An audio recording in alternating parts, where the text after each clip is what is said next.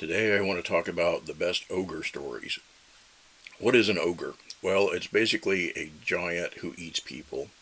So it has to be a human shaped giant and basically look like a person, although it's allowed to have big fangs or uh, some sort of unusual attributes.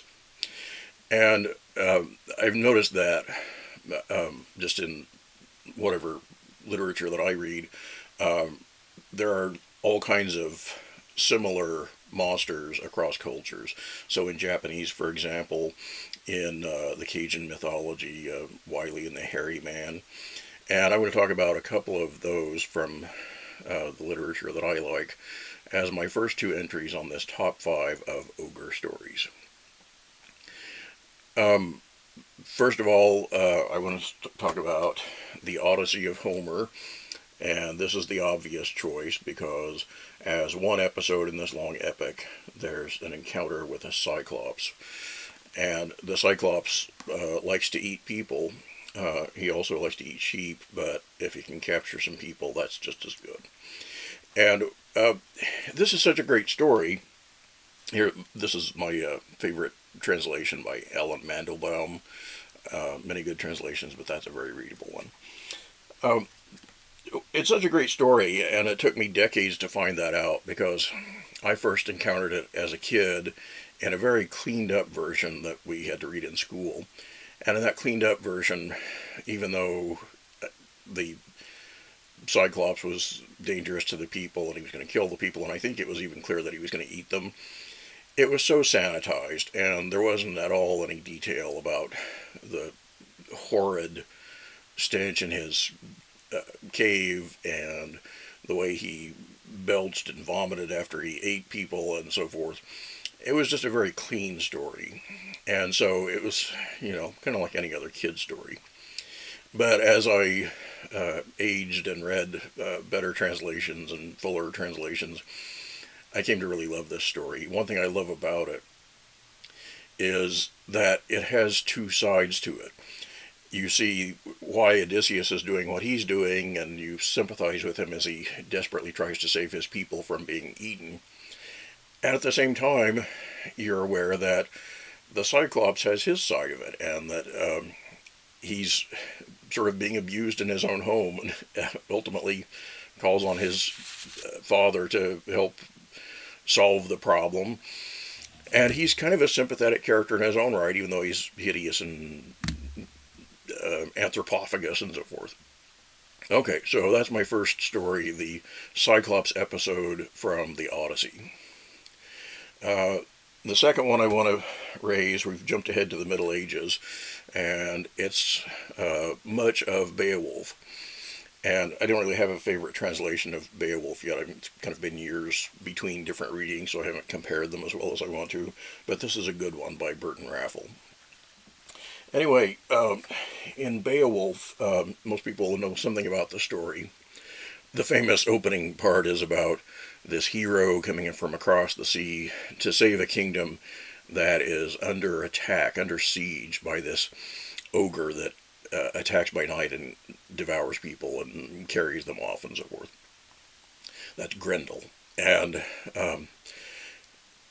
in the course of the story, Beowulf faces really three different monsters. One is Grendel, and then once he kills Grendel, Grendel's mother comes for revenge, so he fights her too. And in most retellings that you see, she also is portrayed as an ogre, although I've heard it argued recently that she really is more of a human witch sort of character. But in any event, Beowulf has to fight and defeat her as well. And then there's a dragon that's his third challenge. And that takes you all through his life, these three vast challenges. And really good story. And again, the ogre kind of has his own sympathetic side. He's a likable person in some ways, even though, again, he's too hideous to fully sympathize with. So a great story. Out of all the epics that you read, I haven't read them all, but of all the many that I've read, of course we get them suggested to us as something to read for the education, for the history, and for the cultural background and all that. And sure, they all have that, but just as a story, as a poem, as a great piece of writing, I think Beowulf is my favorite. Okay, but I feel guilty because I also love the Homeric epics. Okay, so those are the two very old ones and the two that you've probably already heard of.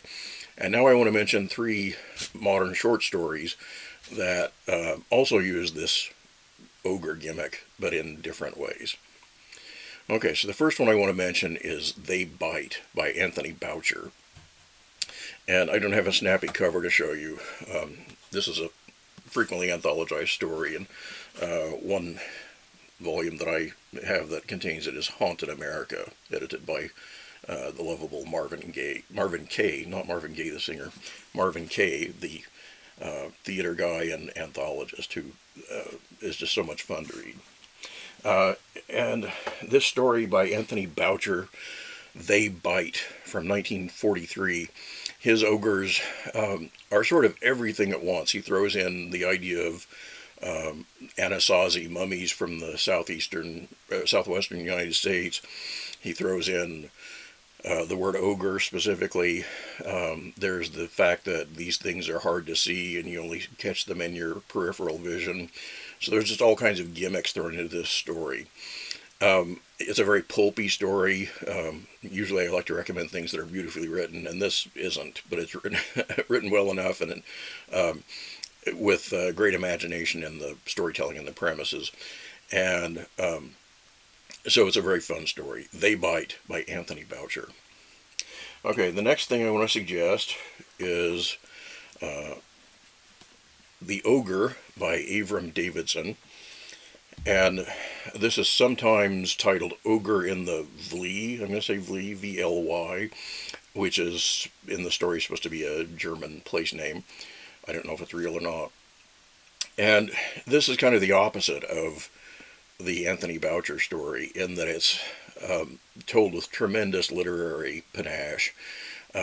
Davidson, out of all the fantasy writers, is maybe the most gifted I've seen with the language, with the depths and the style, but also humor that comes from language. Most of his stories have some humor in them. And he's just a tremendously fun writer.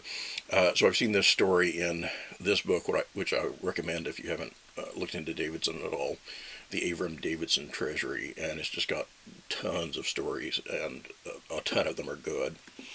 And I also came across the story with the slightly different title in this little mass market paperback, What Strange Stars and Skies by Avram Davidson.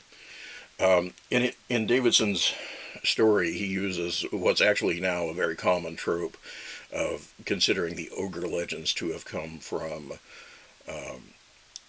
other human species like Neanderthals. And so he plays with that idea and tells a scary story that's also funny, and then at its core it has this immense pathos, this melancholy that we feel for the race of Neanderthals who are now extinct.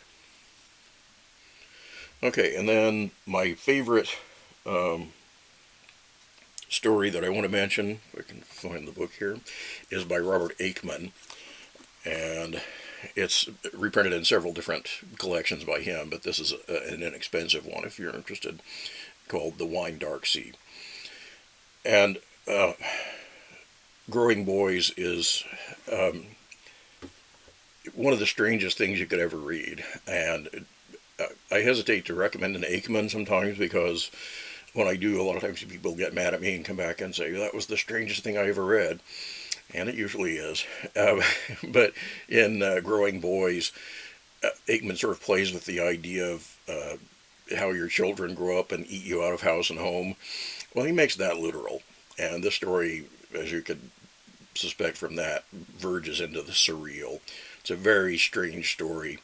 If you're used to Aickman from other things that you've read, this one is similar, except that it moves really fast. It has a lot of plot and a lot of action in it, so kind of strange for an Aickman story.